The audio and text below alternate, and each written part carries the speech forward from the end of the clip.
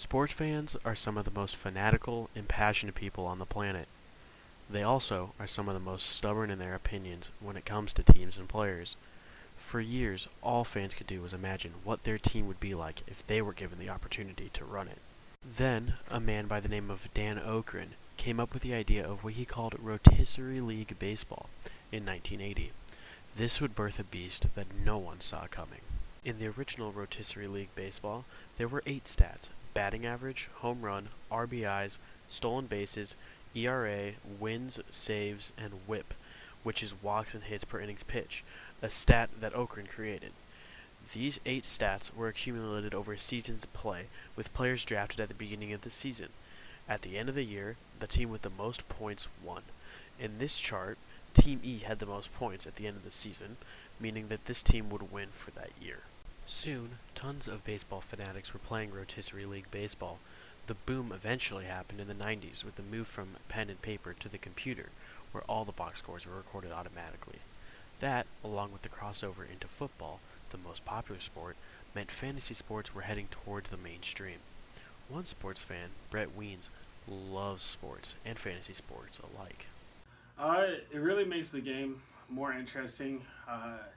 When you don't have a team you can cheer for, instead of cheering for a team, you can cheer for the individual players. Uh, and there's always someone to cheer for or cheer against if you're playing a player on the other team. Not only do devout fans play fantasy sports, however, as casual fans also get in on the fun. Student Colton Webster does not follow sports very much but still enjoys playing fantasy football with his friends. He said, quote, "I enjoy the social aspect of it, and I also like it when I beat someone who tries really hard, because I don't know what I'm doing." End quote. This appeal to both sides has helped boost the popularity of fantasy sports, as it has consistently grown since its inception. This chart, with numbers from the Fantasy Sports Trade Association, shows the estimated number of fantasy sports users from the year 2003 to 2017. As you can see, there is a steady increase in users every year, peaking at 59.3 million from 2017. One addition to the fantasy sports world in recent years is daily fantasy sports. This is a system where you are given a budget for what you can spend on a team for the week. Then, the person buys their team for the week with that budget, and depending on the results, can win money.